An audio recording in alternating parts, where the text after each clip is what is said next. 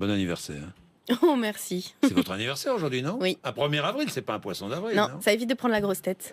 Depuis la sortie du gouvernement de Cécile Duflot, qu'elle a décidé toute seule d'ailleurs, il y a un an, lorsque Manuel Valls a été nommé Premier ministre, il y a une dérive qui conduit à faire meeting commun avec Mélenchon, à faire des candidatures communes avec le Front de gauche et Mélenchon.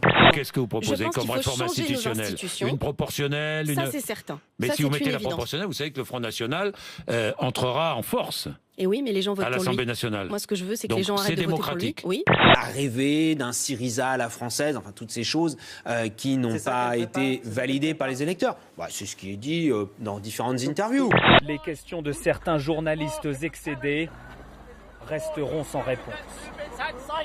Ce matin, Carsten Spohr, le PDG de la Lufthansa, a refusé de dire pourquoi. S'il y avait une raison médicale, vous savez bien que le secret médical doit être respecté même après le décès de la personne. C'est la loi qui l'impose en Allemagne. Et on a appris hier que pour faire face aux demandes de dommages et intérêts de la part des familles, des victimes, bien sûr, les assureurs de la Germanwings ont déjà mis de côté 300 millions de dollars, près de 280 millions d'euros. Merci beaucoup pour la bonne collaboration dans les moments plus difficiles. Nous sommes vraiment reconnaissants. Merci beaucoup. Mais quand les journalistes les interrogent sur le copilote, les deux hommes refusent de répondre.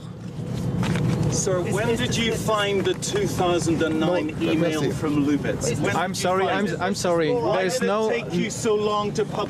no question. Car depuis hier, de nouvelles révélations embarrassent le groupe allemand. Germanwings connaissait les antécédents d'Andreas Lubitz. Dans un communiqué, sa maison mère Lufthansa a tenu à apporter des précisions sur le profil du jeune copilote. En 2009, suite à l'interruption de son cursus, il a fourni à l'école de formation des pilotes des documents médicaux attestant d'un épisode de dépression sévère.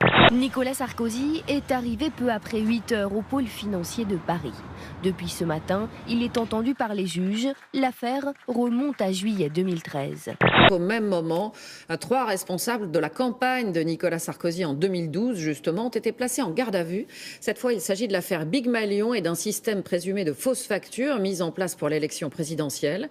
Le transporteur Maury Global a été mis en liquidation, plus de 2000 personnes au tapis. Est-ce qu'un gouvernement peut faire quelque chose contre ça? Arnaud Montebourg avait essayé l'année dernière. C'est raté. Il y a eu une multitude d'entreprises, on a pu en sauver. Et là, la difficulté était telle que même après ce qu'on avait fait, envisagé, l'entreprise n'a pas pu se redresser.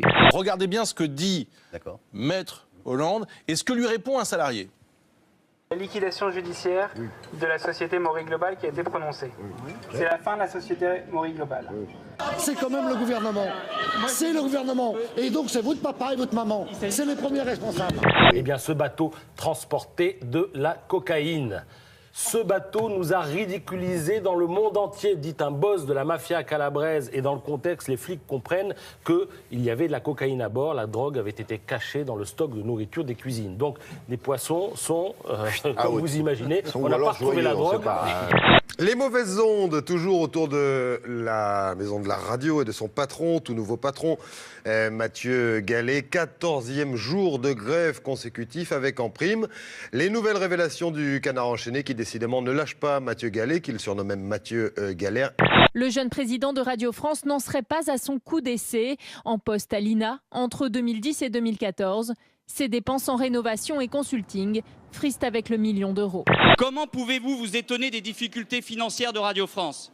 Vous vous posez en recours, mais en réalité, vous jouez au pompier pyromane. Le ministre de la Culture qui a demandé à ce qu'il y ait à nouveau, qui a convoqué Mathieu Gallet demain matin pour préciser l'ensemble du projet stratégique qu'il a envoyé, je crois, donc ce matin au ministère de la Culture. Donc demain matin, il y aura une réunion.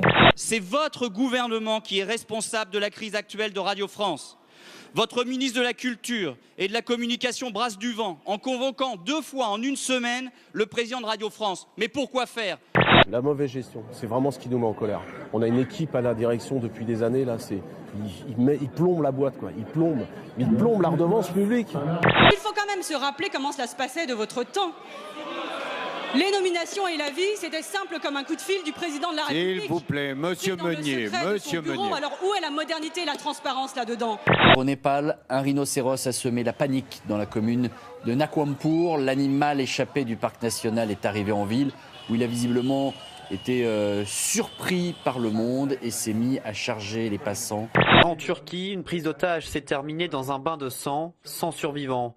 2 militants d'extrême gauche ont retenu en otage pendant plusieurs heures un magistrat chargé de l'enquête sur la mort emblématique d'un adolescent pendant le mouvement de contestation de juin 2013. Une personne est décédée, plusieurs autres ont été blessés avant que la bête ne soit finalement repoussée vers la forêt. Il voulait que la police reconnaisse sa responsabilité dans la mort d'Erkin Belwan, décédé après 9 mois de coma. Le procureur a reçu 3 balles dans la tête et 2 dans le corps.